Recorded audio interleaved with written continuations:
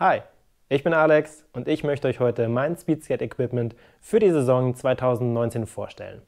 Bevor ich anfange, noch der Hinweis, ich bekomme für dieses Video kein Geld und ich bekomme für dieses Video auch keinen Rabatt auf mein Equipment. Ich habe alles zu 100% bezahlt, sprich es gab keine Vergünstigung.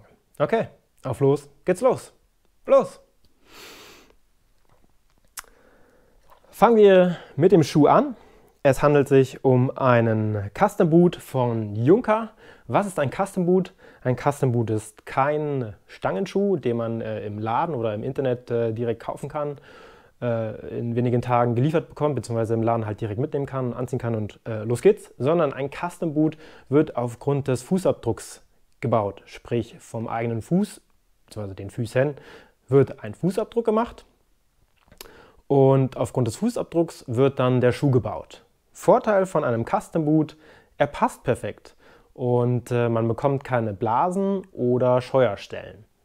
Nachteil von einem Custom Boot, ja, er ist relativ teuer und man muss sehr lange auf den Custom Boot warten, also 3 Monate bis 6 Monate Lieferzeit bzw. Zeit, bis er gebaut wird, fertig ist. Damit muss man schon rechnen. Wie gesagt, ich fahre einen Schuh von Junker, man sieht es unschwer.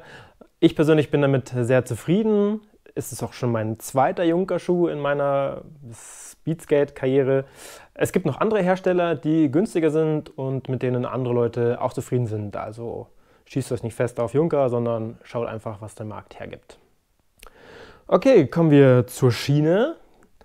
Bei der Schiene handelt es sich um eine Schiene von EO, wie man unschwer erkennen kann. Und es ist das Modell 3.8. Was heißt das? 3.8? Ganz einfach. Die 3 steht für 3x125er Rollen und die 8 steht für 12,8 Zoll. Das ist nämlich die Länge, 12,8 Zoll.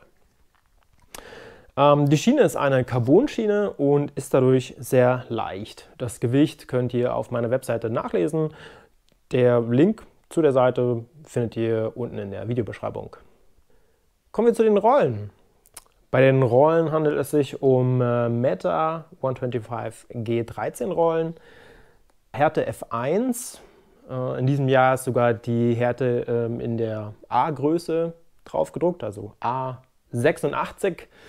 In den 90er Jahren hatte ich mit dieser Härteangabe mehr zu tun. Jetzt kann ich damit nichts mehr anfangen. F1 ist für mich das Ausschlaggebende. Es gibt noch F0, F2, vielleicht gibt es noch mehr, ich weiß es nicht genau.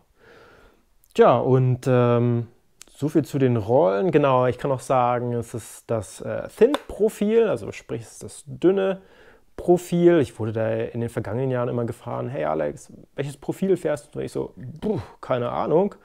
Ich bin das gefahren, was mir mein Dealer gegeben hat. Und in diesem Jahr stand sogar auf der Verpackung drauf, dass es sich um das Thin-Profil handelt. Kommen wir zu den Kugellagern. Immer eine große Frage, was fahre ich für Kugellager? Wir schauen einfach nach. Wir bauen die Rolle aus. Kein Problem, ganz einfach. Und dann sehen wir schon ein Kugellager mit schwarzer Abdeckung. Es handelt sich hierbei um ein Kugellager von HTB, und zwar das HTB Magic Evo 2 Kugellager. Es ist ein Standard-Kugellager. Ich fahre solchen Kugellager schon sehr lange. Ich kriege es gerade nicht aus der Rolle raus. Ich bin damit sehr zufrieden und ja, ich kaufe mir einfach jedes Jahr für meine Wettkampfrollen neue Kugellager. Fahre die das ganze Jahr. Und im darauffolgenden Jahr sind es dann eben meine Trainingskugellager. So ein Satz Kugellager kostet jetzt nicht viel. So schaut er aus. HTB Magic Evo 2. Ihr findet in der Videobeschreibung einen entsprechenden Link. Und ja, bei den Spacern kann ich nur sagen, das sind stinknormale Standard-Spacer, gebraucht. Keine neuen. Genau, also so viel zu meinem Wettkampf-Setup für Straßenwettkämpfe. Kommen wir zu meinem Setup für das Training für Straßenwettkämpfe.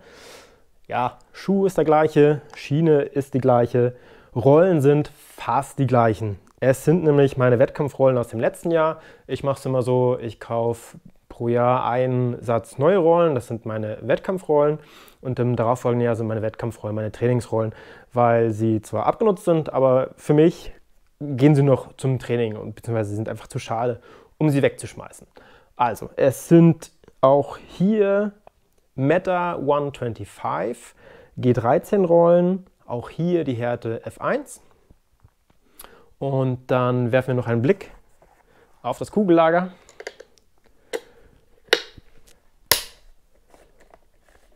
Bauen das mal aus. Super. Okay. Auch hier wieder ein Kugellager mit schwarzer Abdeckung. Was ist das? Na klar, ein HTB Magic und zwar ein Evo 2 Kugellager. Also im Prinzip das gleiche. Letztes Jahr war dieses Evo 2 Kugellager ganz neu. Dieses Jahr, ja, eben nicht mehr. Es ist schaut noch relativ sauber aus, aber ist halt, wie gesagt, letztes Jahr neu gekauft und dieses Jahr gebraucht. Fahren sich noch sehr gut. Spacer in diesen Rollen sind blau, warum auch immer. Egal, es ist ein Standard Spacer, nichts Besonderes, gebraucht, nichts Neues. Ja, soviel zu meinen Trainingsrollen auf der Straße. Wie ihr wisst, darf man bei Bahnwettkämpfen keine 125er Rollen fahren. Also muss man kleinere Rollen fahren. Und bei mir ist es so, ich fahre bei Wettkämpfen auf der Bahn, beziehungsweise auch im Training, also das ist mein Wettkampf und mein Trainingssetup, diese Schiene mit diesen Rollen. Es handelt sich auch hier um eine EO-Schiene, und zwar um das Modell H2. H2 heißt, diese Schiene hat zwei Höhen, es ist nämlich eine High-Low-Schiene. Und zwar gibt es auf der zweiten Position eine Rolle mit nur 100 mm und auf der ersten, dritten und vierten Position gibt es Rollen mit 110 mm. Warum ist die Rolle an der zweiten Position nur 100 mm groß? Es hat den Vorteil, dass hier vorne die Bauhöhe geringer ist, als wenn eine 110 mm Rolle dort wäre, und dadurch kommt der ganze Schuh etwas tiefer. Das wiederum hat den Vorteil, man ist ein Tick näher am Asphalt und auch der seitliche Kippmoment ist nicht ganz so groß. Letztendlich muss jeder für sich selber entscheiden, ob man eine High-Low-Schiene fährt oder einfach eine 4x110 mm Schiene. Ich habe damit gute Erfahrungen gemacht, bin zufrieden, passt für mich. Werfen wir einen Blick in die Rollen, beziehungsweise die Rolle. Ich baue jetzt nur eine aus. Achse rausschrauben, Rolle entnehmen und da sehen wir ein Kugellager mit einer eher goldenen Farbe. Es handelt sich hierbei um ein Hybrid-Kugellager von XTR. Was ist ein Hybrid-Kugellager? Bei diesem Hybrid-Kugellager ist es so, dass die Rollen aus Keramik bestehen, der Käfig ist Plastik und das Außenrum, wo die Rollen drauf laufen, das ist Eisen. Ich habe diese Kugellager schon relativ lange, ich weiß gar nicht, wann ich sie gekauft habe, auf jeden Fall nicht im letzten Jahr, sondern ich glaube im vorletzten Jahr oder sogar noch länger. Bin mit den Kugellagern sehr zufrieden und für mich sind sie in den Wettkampfrollen bzw. Trainingsrollen für die Bahn noch optimal, also passt für mich. Dann können wir noch einen Blick werfen auf den Spacer, der auch in diesem Setup nichts Besonderes ist. Er schaut ein wenig anders aus, aber letztendlich ist es auch ein Standard-Spacer gebraucht. Zu der Größe kann ich nichts sagen. Das ist, wie gesagt, für mich Standardmaß. Hatte da keine Auswahl. Soviel zu meinem Setup für Bahn, Wettkämpfe und Training. Was mache ich nun bei Regen? Mein Regen-Setup schaut so aus, dass ich nicht 125er Rollen fahre, auch wenn es mittlerweile 125er Regenrollen gibt.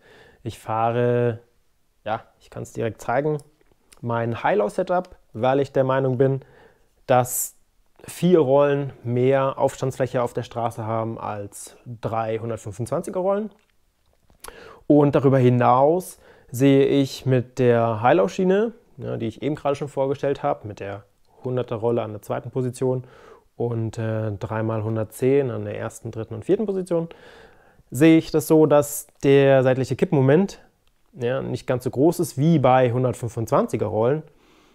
Ich könnte mal kurz einen Unterschied zeigen. Genau, das schaut dann etwa so aus. Also man sieht schon, dass es von der Höhe her ein bisschen anders ist. Ja, so sieht man es nicht. So, sieht man es. Also auf jeden Fall ist die High-Low-Schiene deutlich niedriger und der Schuh näher am Asphalt. Und dadurch ist der seitliche Kippmoment nicht ganz so groß. Und gerade auf rutschigem Asphalt möchte ich persönlich, dass ich mehr Kontrolle habe und nicht so hoch stehe. Ich habe da einfach ein besseres Gefühl. Und wenn man sich jetzt die Rollen anschaut, dann sieht man, es gibt an der ersten und dann vierten Position zwei komplett neue Rollen und an der zweiten und dritten Position gebrauchte Rollen. Die sind sogar noch ziemlich schmutzig. Ja, da war es so, dass ich letztes Jahr mir einen komplett neuen Satz Regenrollen gekauft habe. Der ist zwar benutzt, aber da ich ja wenig im Regen fahre, eigentlich noch zu schade, um ihn wegzuwerfen. Was habe ich gemacht? Ich habe mir insgesamt 4 110er Rollen gekauft, sodass jeder Schuh, jede Seite, links, rechts, 2 neue Rollen bekommt und 2 Rollen aus dem Vorjahr. So fahre ich dieses Jahr also gemischten Radsatz und weiß, dass ich mit den Rollen auf jeden Fall ganz einen guten Grip habe. Im Prinzip, ja, besser geht es ja nicht. Ne? Neue Rollen, die haften natürlich super und die anderen Rollen, die haften sicherlich auch noch ganz gut. Das heißt, für Regenrennen sollte ich ganz gut gewappnet sein. Okay, ja, dann können wir noch einen Blick reinwerfen. Was für Kugellager fahre ich im Regen? Bei den Kugellagern ist es tatsächlich so, dass ich seit Jahren schon die gleichen Kugellager fahre. Also ich habe die noch nie gewechselt. Das sind spezielle Kugellager für Regenrennen. Wenn ich das so zeige, dann sieht es so aus. Hier kann ich auf die Seite zeigen. Sieht man es vielleicht eher. Also eigentlich ist die Kappe blau, mittlerweile durch den vielen Dreck eher dunkelblau bis schwarz. Ja, bei den Kugellagern handelt es sich um HTB Nitro Kugellager. Das sind extra Kugellager für den Regen. Die haben so eine spezielle Dichtung, ich weiß nicht genau. Das Interessante ist, es gibt sie nicht zu kaufen. Also ich habe vor kurzem im Shop geschaut und sie dort nicht gefunden. Man muss natürlich dazu sagen, dass die HTB Magic Evo 2 Kugellager, die ich vorhin gezeigt habe, die ich in meinen anderen Rollen fahre, dass die mittlerweile aus Stahl hergestellt werden, der nicht rostet. Ja, genauso wie diese Kugellager. Also im Prinzip ist es wahrscheinlich egal, ob man jetzt die Nitro fährt oder die Magic Evo 2. Ich fahre die Nitro und bin damit zufrieden. Ich mache die auch nie sauber. Das ist für mich einfach viel zu viel Aufwand. Die rollen noch ganz gut. Ich habe nicht das Gefühl, dass da irgendwie Schwierigkeiten gibt. Also nochmal, so schauen sie aus. Okay, und auch beim Spacer handelt es sich um einen Standard-Spacer, der sogar schon ziemlich oxidiert ist. Aber hier steht sogar eine Größe drauf, 10.3. Interessant. Ja, also für alle, die es wissen wollen, 10.3, ansonsten Standardgröße. Abschließend habe ich noch 2 Tipps für euch. Tipp Nummer 1, wenn ihr wie ich im Training und im Wettkampf 2 verschiedene Rollen fahrt und die Rollen sind sehr unterschiedlich abgefahren. Also die einen brandneu und die anderen eben schon ganz gut benutzt. Oder aber ihr fahrt 2 verschiedene Rollentypen. Also jetzt nicht so wie bei mir 2x Meta G13, sondern das eine ist Atom und das andere ist MPC oder was auch immer. Dann der Tipp von mir: Wechselt schon ungefähr eine Woche vor dem Wettkampf von den Trainingsrollen auf die Wettkampfrollen, damit ihr noch 2 bis 3 Trainings auf den Wettkampfrollen fahrt. Dann könnt ihr euch schon an diese Rollen gewöhnen. Denn mir persönlich ist es mal passiert, dass ich erst am Wettkampftag auf die Wettkampfrollen gewechselt habe. Und bei mir war es so, dass die Trainingsrollen ziemlich abgefahren waren, ziemlich benutzt. Und ja, ich habe auf den ersten Kilometern vom Wettkampf mich gewundert, was da los ist. Meine Schuhe, meine Skates haben sich ganz komisch angefühlt. Und ja, ich habe dann natürlich gemerkt, es liegt einfach an den Rollen. Also die neuen Rollen sind nicht so abgefahren wie die alten Rollen. Und das fühlt man dann halt auch. Und der zweite Tipp, es geht um die Schnürung. Immer dann, wenn ihr ein Problem habt mit der Schnürung und euer Schuh oder eure Schnürung wird während dem Skaten locker, dann von mir der Tipp, die Bindung oder den Schuh so zu binden, dass ihr mit dem Schnürsenkel immer von außen nach innen durch das Loch fahrt, bei jedem Loch. Das ist eine Bindung, die sehr straff hält, auch über eine längere Dauer. Und wenn ihr wissen wollt, was für ein Tool ich hier benutze, was für einen Schlüssel, das ist ein Schlüssel von Kadomotos, hier stand mal der Name. Das ist ein Inbus-Schlüssel mit der Möglichkeit, Kugellager zu entfernen. Und das Ganze ist ein Drehmomentschlüssel, sprich beim Festziehen, ich kann das direkt mal machen, kann man eine Schraube nicht überdrehen. Ja, man dreht einfach, es klickt. Und klickt und klickt. Also man kann da jetzt nicht eine Achse oder Schraube oder was auch immer ruinieren.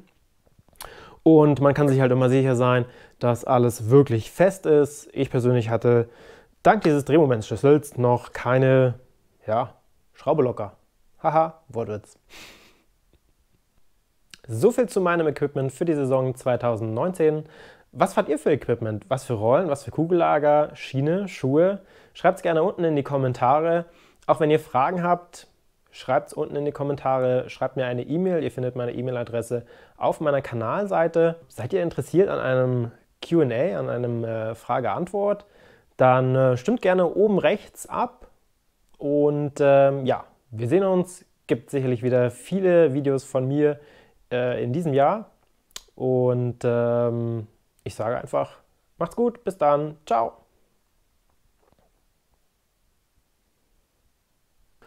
Oben links, nein, oben rechts, nein, oben rechts. Okay, wir können es nochmal machen. Schreibt einfach einen Kommentar oder auch gerne eine E-Mail-Adresse, eine E-Mail. Okay. Was sieht man da? Nein, nochmal. Wir können es nochmal rechnen, klar. Habe ich schon drauf gedrückt? Okay.